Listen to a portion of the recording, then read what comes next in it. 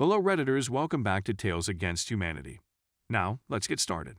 In today's episode, That would have been nice to know at the beginning. Was the 10th person to get the same customer calling in 2 days today.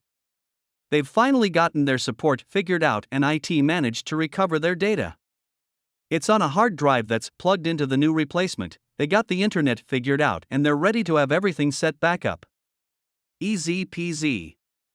I remote in, realize immediately this is a janky Wi-Fi connection, so my cursor is staggering all over and clicks are taking 3 seconds to register. Sucky, but not the worst network I've ever dealt with, at least it seems consistent. So I find the data on the external hard drive, it's all there, cool, no installers though. No problem, submit a software request, downloaded them, also started downloading the hardware drivers. Took nearly 20 minutes for everything on the crap network when it usually would take 2 seconds. All good, while that's going I start copying the data, get the data folders shared out, etc.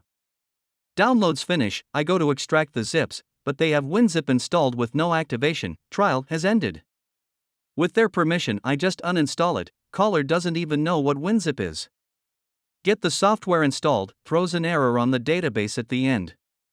I'm installing a slightly newer version here so need to update the database. Copy it over to my machine, run the updates, copy it back, no errors, just the activation prompt.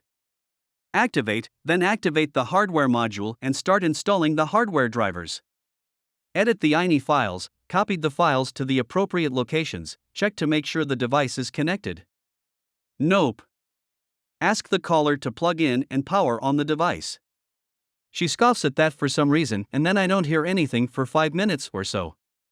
Start chatting with teammates, get distracted, then I see in the corner of my change in device manager, the device is showing as unrecognized device. I expected as much. These older units generally need a firmware upgrade in order to work on a 64-bit OS, and based on notes they're upgrading from an XP machine, so I tell the caller I'll have to contact the manufacturer. Get the serial number, let her go and make the call. I go through the motions with the answering person, got a case number, then get dropped in the queue, approximately 10-minute wait. Ended up only being about 4 minutes, cool. Dude is super chatty, telling me about his days in the Air Force while he copies some files over for the upgrade. Get to the point where the unit needs to be power cycled, so I conference in the customer. We finish up the firmware upgrade, open up the software and green lights. Me, okay ma'am, looks like you guys are all set. Is there anything else we can do for you? Caller, yeah, so, just to make sure. I can now take the hardware over to the computer it's supposed to be on now and it'll work, right? Record scratch. Me, I'm sorry, what? I was under the impression this is the new hardware computer? Caller, no, see, that computer doesn't have internet, so they told me to hook up this external hard drive. You would set everything up here on my computer and then we could move the hard drive over to that computer. I twitch. At that point my tone abruptly shifted from slightly smiling face to face with symbols on mouth, and I think the hardware support guy who was still the call caught on, cause he basically took over explaining how utterly fucking idiotic that sentence was in a much more level-headed manner than I would have, and I completely mentally checked out. I honestly don't even remember how it ended up. Was already ranting in my chat about how this imbecile just wasted an hour of my life. Story 2. Sir, your BIOS is corrupted. No, my not being able to fix it isn't my lack of skill, it's your lack of understanding of the problem. Client is brain dead when it comes to tech. He had a previous tech guy who was so fed up with the client's attitude he stopped taking him. That's how I got stuck with him. So Windows pushed a BIOS update to his PC and he chose to let it run overnight. The following morning I get a call that his PC won't start. Very clear-cut update failure and corrupted BIOS.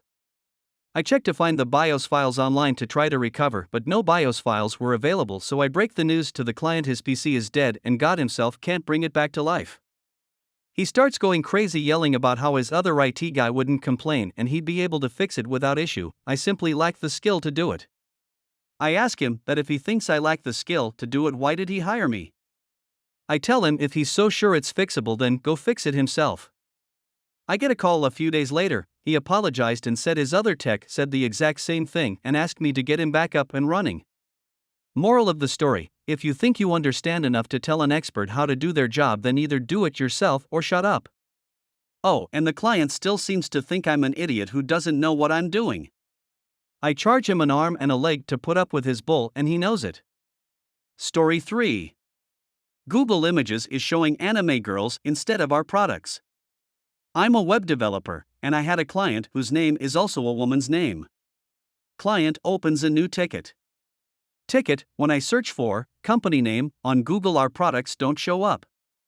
I knew immediately that this was going to be something I couldn't help them with, but waited to discuss it in our next meeting, and was not prepared for how amusing it was actually going to be. Client. When I do a Google image search for company name, I would expect to get the images that are on our website, but instead it shows a bunch of images of anime girls. I searched the name on Google, switched to images, and sure enough, it was all anime girls. Me, right. So, if I search for company name, product type, I do see images of the products on your site. But if you just search for company name, you're going to get results for anything that shares the same name, and since your company name is a person's name, you're going to get lots of results for things other than your company. Client, how can we improve this? Me, well, you can add more meta tags to your images to make them as detailed as possible in SEO to improve their relevance. But as for searching just the company name, images from your site are not going to take priority over other images on the internet that include the same name and are more relevant. Client, so there's nothing you can do to make our products show up instead of anime girls? Me, nope. You'd have to talk to Google. Story 4. Printer with identity crisis. Disclaimer: English is not my first language. We just swapped out a Konica Minolta printer for a Kyocera, and I did the usual stuff: added it to the print server, added the newest driver from the manufacturer's website, added it to AD, and pushed it to my users. Worked well with all our other printers. Did not work quite so good with this one. The users complained that some properties were missing, the device did not sort multiple copies, and some other stuff. I tried to manually force the policy. I tried to manually trigger the installation. I tried to manually add the printer via IP address. I tried to manually install the darn thing with the manufacturer's driver installer. I cursed. I sacrificed a black cat at midnight on a full moon's night. I even read the manual. Nothing got the FING thing to do what it was supposed to do. Then I saw that the thing spoke PCL.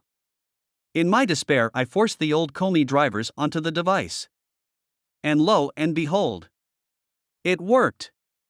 We obviously have a confused Kyo that thinks it is a Komi. As long as it works, I don't care. But WTF?